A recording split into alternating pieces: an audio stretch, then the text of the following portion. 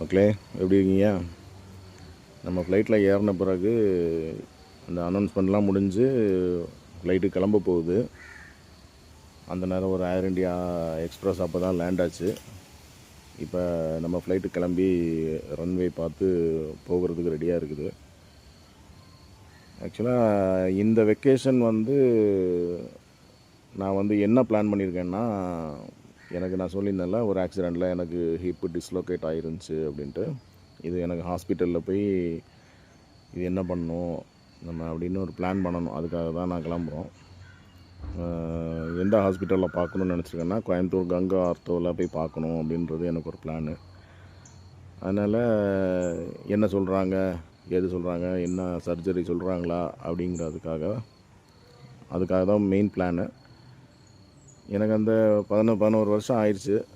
அந்த டிஸ்லொகேஷன் அது டாக்டர் சொல்லிட்டாங்க முன்னாடியே, அது ஆக்சிடெண்ட், நீங்கள் சர்ஜரி பண்ணி தான் ஆகணும், ஹிப்பு ரீப்ளேஸ்மெண்ட் பண்ணணும் அப்படின்னு. எனக்கு அதில் உடன்பாடு இல்லை. நமக்கு கொஞ்சம் பெயின் இருந்தாலும் நான் இப்போ நடந்துக்கிட்டு அப்படியே என்னுடைய ரொட்டீன் ஒர்க்கை நான் பண்ணிகிட்ருக்கேன். ஏதாவது தப்பு நடந்து ஏதாவது ஆயிடுச்சுன்னா என்னோடய நிலமை மோசமாயிரும், நான் குடும்பத்துக்கு பாரம் ஆயிடணும் அப்படிங்கிறது என் மைண்டுக்குள்ளே இருந்துக்கிட்டே இருக்கும். ஏன்னா நான் ஆக்சிடெண்ட்டு ஆன சமயம் ஒரு வருஷம் ரொம்ப கஷ்டப்பட்டேன். என் ஃபேமிலியும் ரொம்ப கஷ்டப்பட்டாங்க. அதெல்லாம் சொன்னால் டக்குன்னு புரியுமா யாருக்கும் அப்படின்னு தெரில. ரொம்ப கஷ்டப்பட்டோம். என்னை எழுப்பி விடுறதுக்கும் ஒரு ஆள் வேணும். என்னோடய 2 வயசு பொண்ணு என் காலை தூக்கி விடுவா. நான் படுக்கணுன்னா எனக்கு காலை தூக்க முடியாது. என் 2 வயசு பொண்ணு என் காலை தூக்கி கட்டிலில் வைப்பா. இதில் என்ன ஸ்பெஷல்னால், என் பொண்ணுக்கு என் காலை தூக்க முடியாது. ஏன்னா அவ்வளோ சின்ன பிள்ளையாக இருப்பாள். அவளுக்கு என் கால் வெயிட்டாக இருக்கும், தூக்க முடியாது.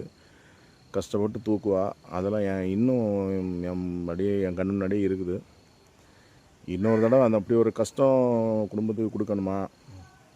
ஆப்ரேஷன் பண்ணி சரியாயிருச்சுன்னா பரவாயில்ல.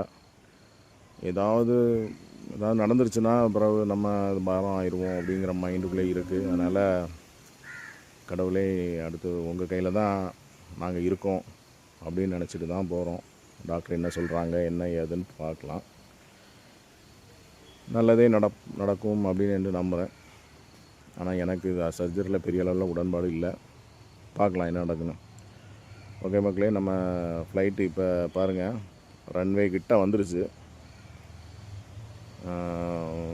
ரன்வே இனி டேக் ஆஃப் தான். பார்ப்போம் டேக் ஆஃப் எப்படி இருக்குன்னு பார்ப்போம். ஓகே மக்களே, பாய்.